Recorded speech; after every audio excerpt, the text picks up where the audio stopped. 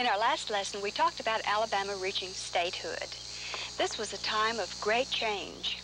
During this era, wealthy planters had started to build beautiful mansions.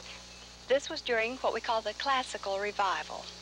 Also, transportation was improved as railroads and rivers and highways all became an important part of this improvement.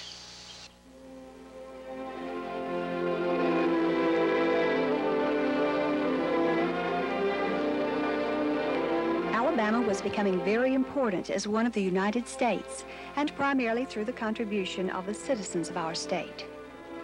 William Wyatt Bibb and then his brother Thomas Bibb were the first governors of the state of Alabama.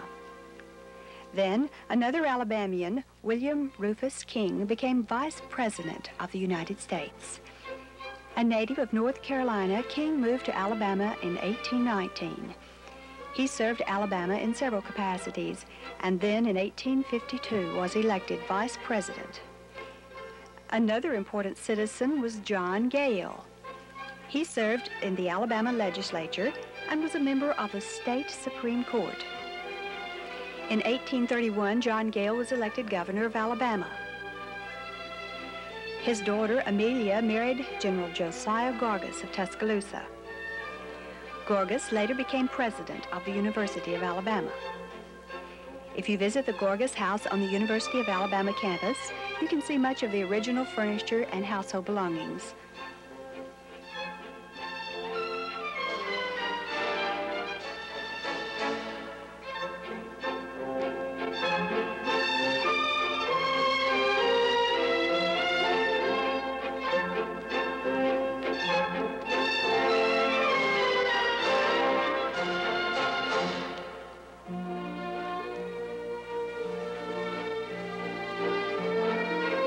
The marriage of General Gorgas and Amelia Gale is also important because of a son they brought into the world.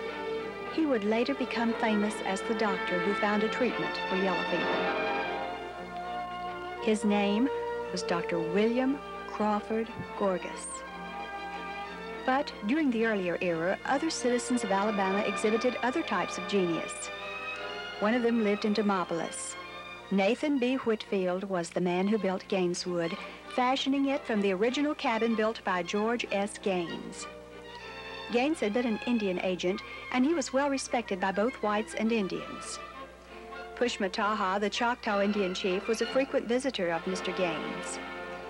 You may recall that Pushmataha had helped the French who tried to establish the vine and olive colony near Demopolis. Today, a large oak tree still stands near the house. Under that tree, Pushmataha and other Indians would meet to transact business with the whites.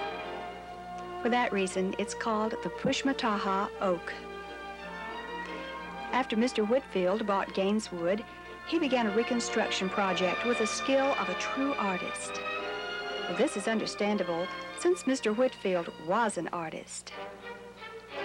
Working from the original cabins of George Gaines, he reconstructed and redesigned the house. He used 3 different styles of Greek architecture: the Doric, the Ionic, and the Corinthian.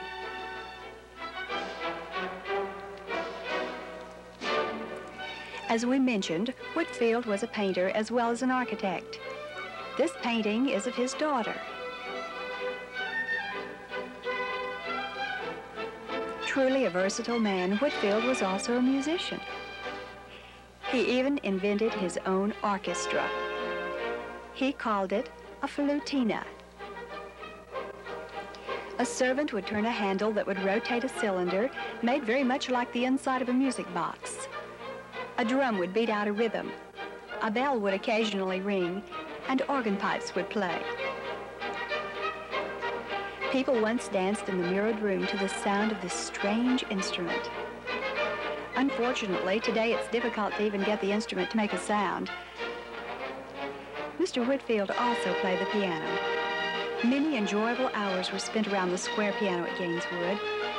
Some people say you can still hear the old piano play, but not by the hands of Mr. Whitfield, but by the hands of a, well, ghost.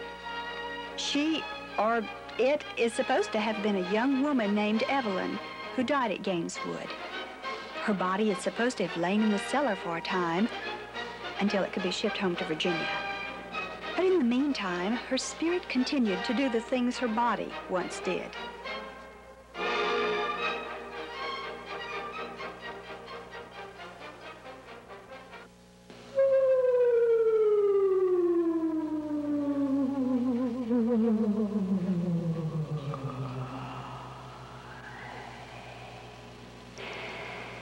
Away down here in the cellar,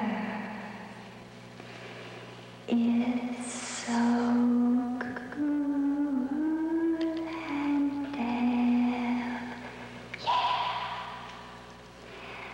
I'm gonna climb right up the stairs and the flame in your lamp.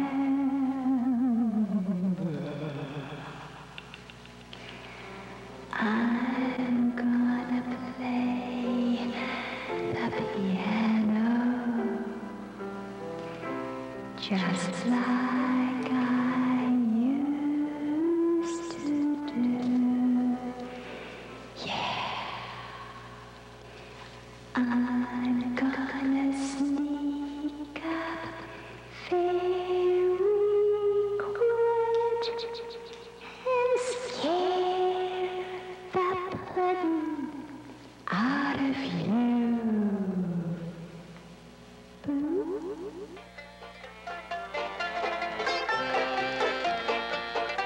Some of the progress during the early years of Alabama's statehood was due to the steamboat. One of the earliest steamboats operated on the Tombigbee River and traveled as far up the river as Demopolis. Eventually, there were many steamboats on all the major rivers of Alabama. They carried cotton and other goods up and down the river. They carried passengers, too. But for some, they carried tragedy. Progress may indeed bring pain. Let's look again at the Tombigbee River, but with a more cheerful note. Let's talk about canoes rather than steamboats this time.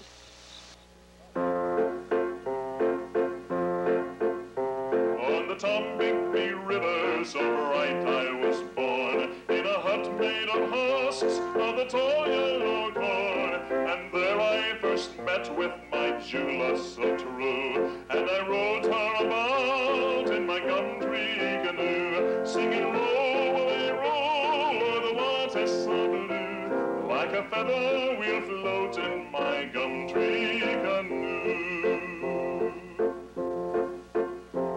All day in the field, the soft cotton I hoe, I think of my Jula and sing as I go.